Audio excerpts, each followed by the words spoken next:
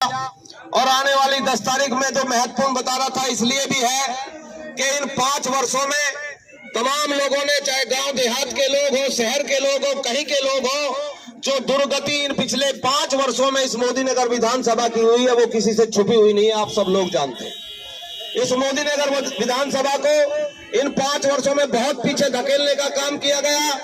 न विकास के काम हुए, चाहे मान सम्मान की बात हो।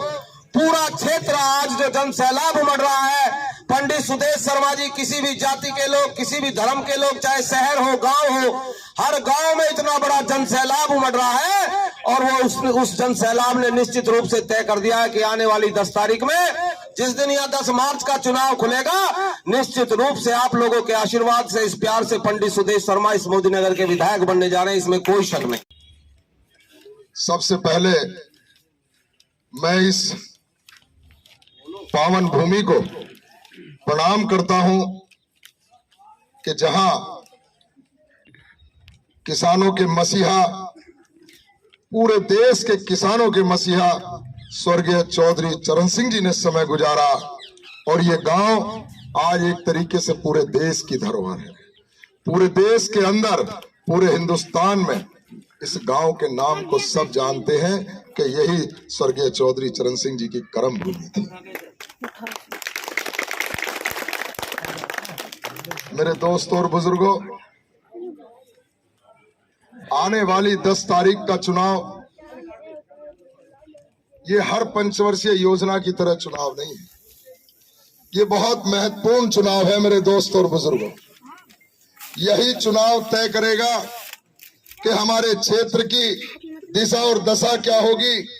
यही चुनाव तय करेगा कि हमारे राष्ट्रीय लोकदल का भविष्य क्या होगा, भाई जयंत चौधरी का भविष्य क्या होगा। और यदि उनका भविष्य तय होगा, राष्ट्रीय लोकदल का भविष्य तय होगा, तो ये समझ लेना कि किसानों का और किसानी का भविष्य भी तय होगा। इसलिए मैं कहना चाहता हूं कि ये साधारण चुनाव नहीं है मेरे दोस्तों और बुजुर्ग।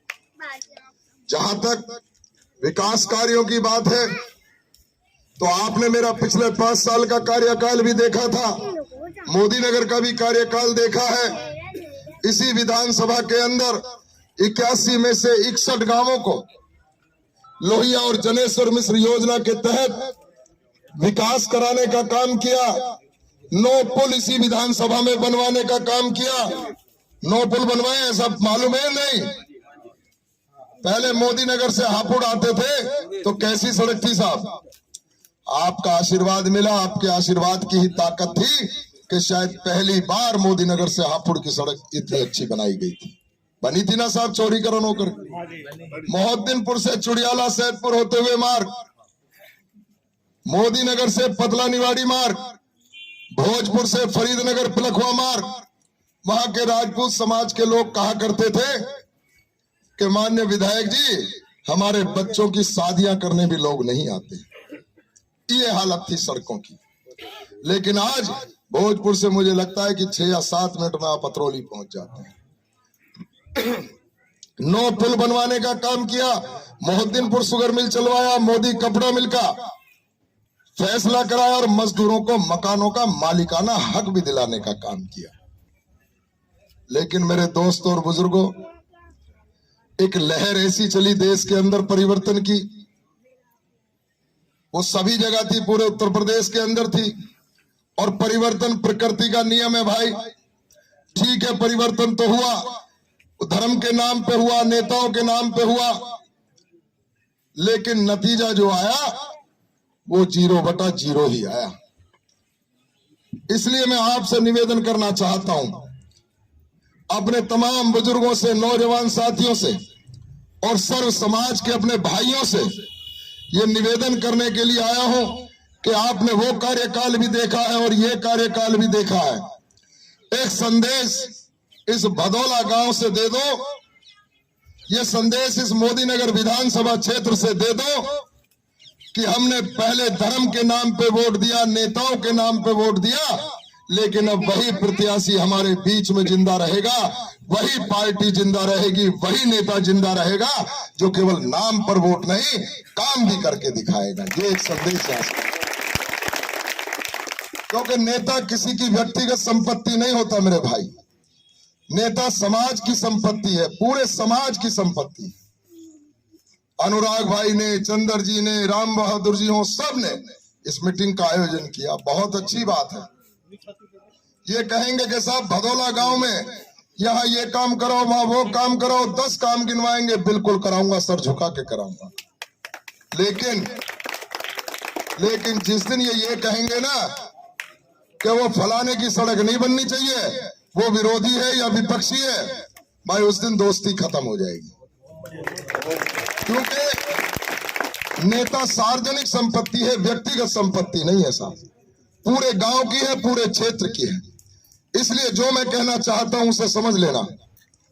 इसलिए यदि नेता के दिमाग से वोट का भय खत्म हो जाए तो भैया वो दिशाहीन हो जाएगा, भ्रष्टाचारी हो जाएगा, बेईमान हो जाएगा और निरंकुश हो जाएगा। हो जाएगा कि नहीं? और उसका सबसे ज्यादा नुकसान किसको होगा? जनता को होगा, समाज को होगा।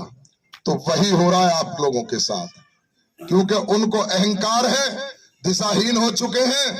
वो जानते हैं कि वोट तो मोदी और योगी के नाम पर मिल जाएगा, इसलिए आपके बीच में आने की आवश्यकता नहीं है। यही कारण है ना साहब, कोई दूसरा कारण भी नजर आता है क्या? इसलिए मैं आपसे निवेदन करना चाहता हूं कि इस बार वोट नाम पे नहीं, काम के आधार पे आप वोट दें। आज देश के अंदर कोई आजादी की लड़ाई नहीं है साहब, आज लड़ाई होनी चाहिए तो काहे की? आज लड़ाई विकास की होनी चाहिए। आज लड़ाई होनी चाहिए कि कौन ऐसा प्रतिनिधि है जो हमारे दुख सुख में भागीदार हो, हमारे बीच में खड़ा रहे। आज हमें ऐसे प्रतिनिधि की आवश्यकता है, क्योंकि अब देश तो आजाद है भाई, देश में कोई आजादी की लड़ाई नहीं हो रही। लोग कहते हैं कि देश के नाम पे वोट, अरे भाई देश की तो परिभाषा हमें भी समझा दो। हमारी नजर में तो देश की परिभाषा ये बिल्डिंग और पत्थर, तो ये देश की परिभाषा नहीं हो सकते भाई। देश अगर बनता है तो यहाँ के मजदूर, व्यापारी, किसान सबसे मिलकर के देश बनता है, हमसे और आपसे मिलकर के देश बनता है। और यदि देश का मजदूर सुखी, किसान सुखी, व्यापारी के चेहरे पर खुशी है, हमारे और आपके चेहरे पर खुशी है, तो इसका मतलब है कि राष्ट्र का निर्माण हो रहा है, देश तरक्की कर रहा है। यही मतलब है ना भैया। और यदि हम सब दुखी, किसान दुखी, व्यापारी दुखी, मजदूर दुखी, तो फिर कौन से देश की बात कर रहे हो, फिर कौन से राष्ट्र की बात कर रहे हो? आज उनके पास कोई मुद्दा चुनाव लड़ने का नहीं है मेरे दोस्तों और बुजुर्ग।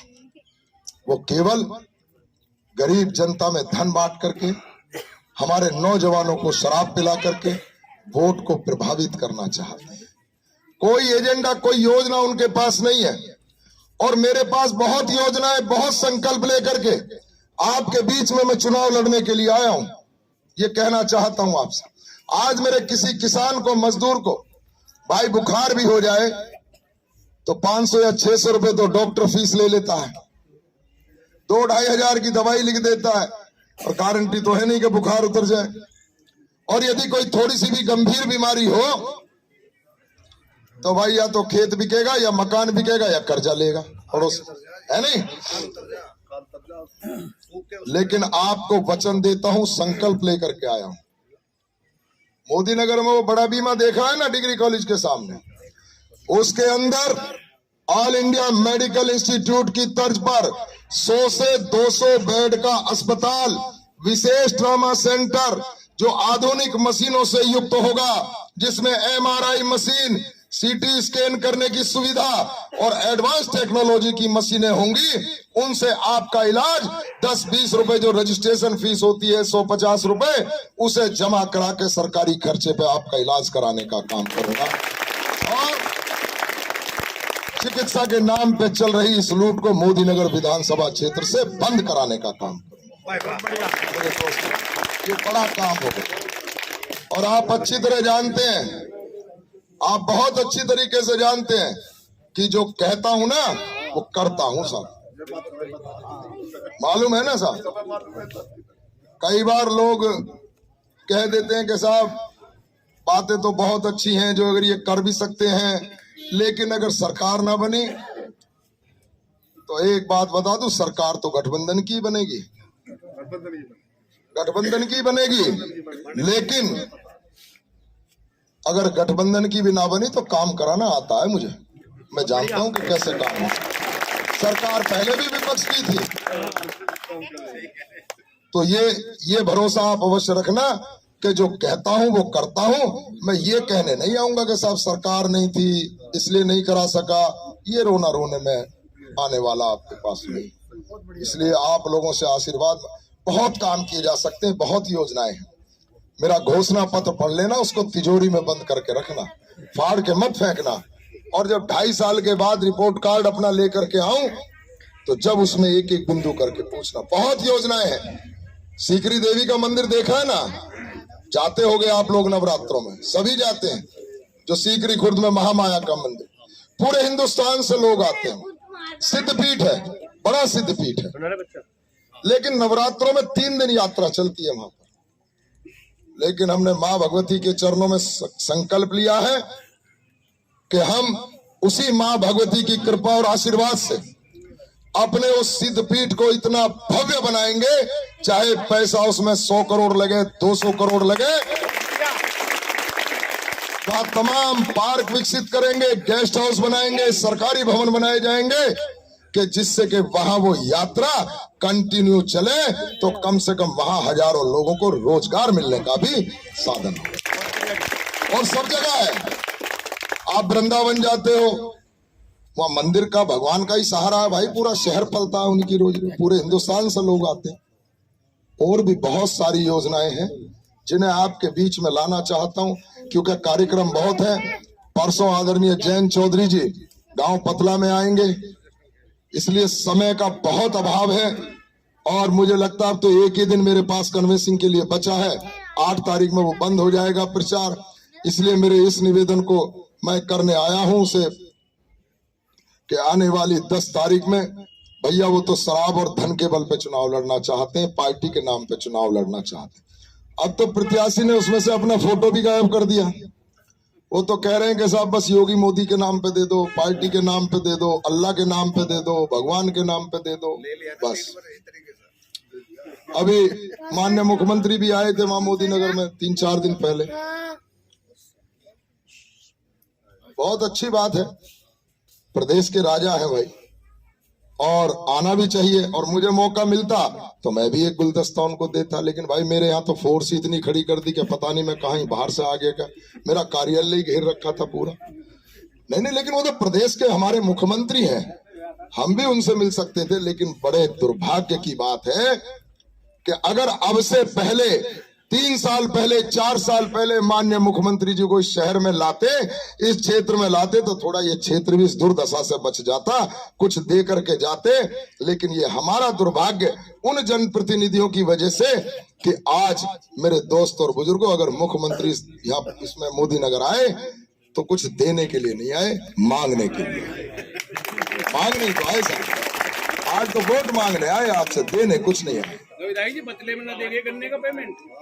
तो मैं आप लोगों से यही निवेदन करना चाहता हूं कि आज उनके पास कोई मुद्दा नहीं, केवल शराब और धन के बल पर चुनाव लड़ना चाहते हैं।